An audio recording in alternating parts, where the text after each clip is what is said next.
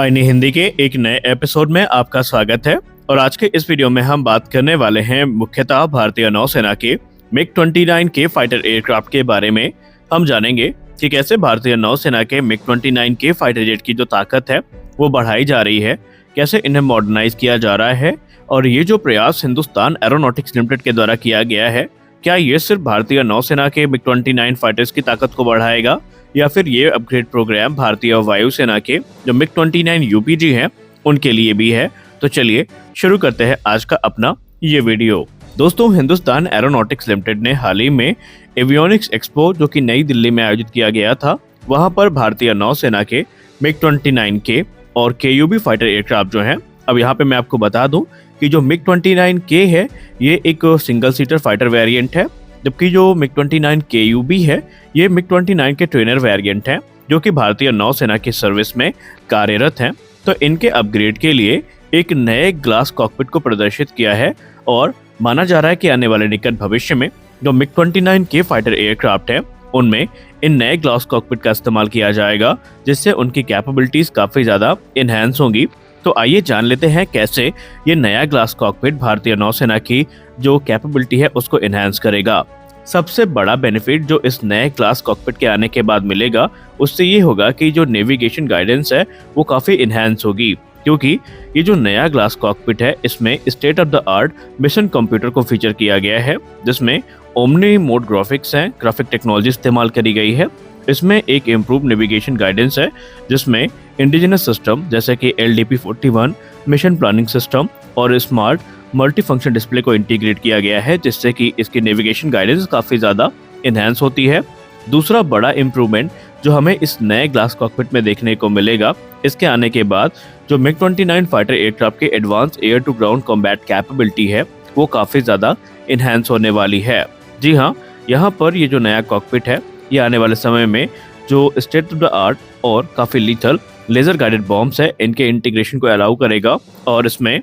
Aircraft LDP-41 जो कि एक टारगेटिंग पॉड है उसको भी कैरी कर सकेगा। इसके कॉम्बिनेशन से होगा ये कि मिग-29 के फाइटर एयरक्राफ्ट की जो air to ground combat power है ये काफ़ी ज़्यादा बढ़ेगी और हर प्रकार के ग्राउंड टारगेट्स को ये हायर एक्यूरेसी के साथ और हाईएस्ट प्रिसीजन के साथ स्ट्राइक करने में सक्षम होंगे। और ये जो नया कॉकपिट है इससे जो ओवरऑल सिचुएशनल अवेयरनेस है वो भी काफ़ी इनहैंस होने वाली है, क्योंकि इसमें एक 6x8 इंच की स्मार्ट मल्टी फंक्शन डिस्प्ले का इस्तेमाल किया जाएगा, जो कि जितनी भी क्रिटिकल इन्फॉर्मेशन है उसको काफ़ी अच्छे से पायलट के सामने प्रदर्शित करेंगी, जिससे कि उनका जो कार्यभार है वो काफ़ी ज़्यादा आसान होगा। अब अगर हम इसके क्रिटिकल फीचर्स की बात करें तो इसमें एक मूविंग मैप फीचर किया जाएगा जो कि सेंसर ट्रैक टारगेट्स के साथ में आएगा। इसके अलावा इसमें flight plan overlays, way point और भी दूसरे जो एसेंशियल डेटा है वो प्रदर्शित किए जाएंगे, जिससे कि जो ओवरऑल सिचुएशनल अवेयरनेस है पायलट की वो इनहैंस होने वाली है।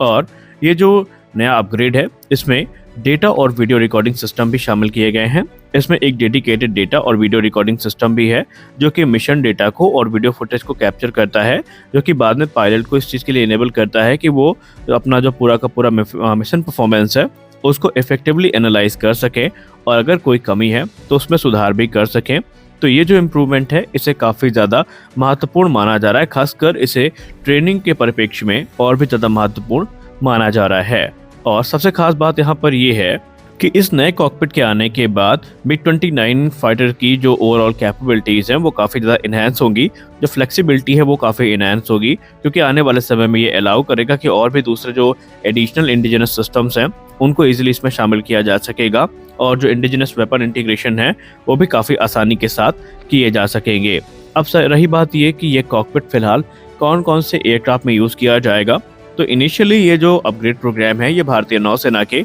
मिग-29 के फाइटर्स के लिए है, मिग-29 केयूबी फाइटर्स के लिए है, और आने वाले भविष्य में इसमें और भी जो मेजर अपग्रेड्स हैं वो हमें देखने को मिल सकती हैं। अब रही बात अगर हम भारतीय वायुसेना के मिग-29 फाइटर्स की करें तो शुरुआत में ये अपडेट में कहा जा रहा था कि वर्ष 2027 से 28 तक भारतीय वायुसेना मिग-29 यूपीजी फाइटर्स को रिटायर करने की जो एक चरणबद्ध प्रक्रिया है उसकी शुरुआत कर सकती है। लेकिन अब रिपोर्ट्स में ये बताया जा रहा है कि भारतीय वायुसेना भी अब अपने जो मिग-29 यूपीजी की फ्लीट है उसको सेकेंड लाइफ एक्सटेंशन प्रोग्राम से गुजारने वाली है। सेकेंड लाइफ एक्सटेंशन प्रोग्राम में जो मौजूदा सिस्टम है इनको अपग्रेड किया जाएगा। खासकर यहाँ पर जो इंडिजिनस सिस्टम है उनसे रशियन सिस्टम्स को रिप्लेस किया जाएगा। भारतीय वायुसेना ये चाहती है कि जो मिग 29 यूपीजी की फ्लीट है ये आने वाले 2037 तक तकरीबन भारतीय वायुसेना की सर्विस में बनी रहे। हालांकि कुछ रिपोर्ट्स ये भी दावा करती हैं कि जैसे जैसे तेजस मार्क 2 के नंबर इंडियन एयरफोर्स में बढ़ते जाएंगे वैसे ही वैसे मिग 29 यूपीजी की रिटायरमेंट की जो चरणबद्ध प्रक्रिया है उसकी शुरुआत होगी, जहां पर सबसे पहले मिग 29 के जो इनिशियल वेरिएंट है उनको रिटायर किया जाएगा। उसके बाद धीरे धीरे जो मॉडर्नाइज एयरक्राफ्ट है इन्हें भी भारतीय वायुसेना की सर्विस से बाहर किया जाएगा। अब अगर हम अपग्रेड की बात करें तो इसमें सबसे बड़ा जो अपग्रेड हमें देखने को मिलने वाला है वो नया मिशन कंप्यूटर और नए एवियोनिक्स होंगे। इसके अलावा जो इंडियन मेड वेपन सिस्टम है यह भी मिग 29 यूपीजी के अपग्रेड का या सेकेंड लाइफ एक्सटेंशन प्रोग्राम का एक अहम हिस्सा होंगे। इनके इंजन को भी थोड़ा इन्हेंस किया जाएगा ताकि ये एक लंबे समय तक या यूं कहें तकरीबन 1 दशक तक सर्विस देने के लिए खुद को कैपेबल बनाए रख सकें। वहीं अगर हम भारतीय नौसेना की बात करें तो भारतीय नौसेना भी इस कॉकपिट अपग्रेड के अलावा दूसरे जो सिस्टम अपग्रेड है उनकी तरफ ध्यान दे रही है, जहां पर आपको बता दें कि जो ओवरऑल एवियोनिक्स है उनको अपग्रेड करने की बात की जा रही है। वहीं इसमें भारतीय नौसेना भी जो इंडियन मेड वेपन सिस्टम है इनको लेकर के काफ़ी ज़्यादा उत्साहित है। जैसे कि मिग 29K में जो अस्त्र मिसाइल का इंटीग्रेशन है ये इसकी ताकत को कई गुना ज़्यादा बढ़ा चुका है। इसके अलावा रुद्रम मिसाइल का जो इंटीग्रेशन है ये भी जो मिग 29K फाइटर एयरक्राफ्ट है इनकी ताकत को कहीं ज़्यादा बढ़ाएगा और आने वाले समय में ब्रह्मोस नेक्स्ट जनरेशन जैसी जो मिसाइल्स हैं ये हमें मिग 29 फाइटर्स में देखने को निस्संदेह मिलने वाली हैं। अब रही बात कि मिग 29 कब तक भारतीय वायुसेना को अपनी सर्विस देंगे, तो वायुसेना के बारे में तो हमने आपको बता ही दिया है कि जब तक तेजस मार्क 2 एक उचित संख्या में बनके तैयार नहीं हो जाते या जब तक MRFA के अंतर्गत एक अच्छे नंबर्स में जो एयरक्राफ्ट है भारत को नहीं मिल जाते तब तक मिग 29 सर्विस में बना रहेगा, क्योंकि मिग 29 को रिप्लेस करने के लिए सिर्फ एक ही प्रोजेक्ट है जो जिम्मेदार होगा, वो होगा तेजस मार्क 2। तो जब तक तेजस मार्क 2 नहीं आ जाता मिग 29 के रिटायर होने की कोई संभावनाएं फिलहाल तो नहीं है। वहीं भारतीय नौसेना की बात करें तो भारतीय नौसेना के केस में भी बिल्कुल ऐसा है। इस समय भारतीय नौसेना तकरीबन एडिशनल 26 की संख्या में राफेल M को खरीद रही ताकि INS विक्रमादित्य और INS विक्रांत में ये एयरक्राफ्ट सर्विस दे सकें। जब तक twin engine deck based fighter बन के तैयार नहीं हो जाता तब तक इनके रिटायर होने के जो चांसेस हैं वो काफ़ी कम है। अब टेडबीएफ की बात करें फिलहाल तो उन्हें CCS अप्रूवल का इंतजार है। जैसे ही CCS अप्रूवल मिलेगा तो 7 वर्षों के अंतर्गत जो एयरक्राफ्ट है वो बन के तैयार होगा और तकरीबन ये मान के चलिए कि 2034 से 35 तक ही ये एयरक्राफ्ट भारतीय नौसेना की सर्विस में हमें देखने को मिलेगा। यानी अभी मिग 29K को एक लंबा सफर तय करना है भारतीय नौसेना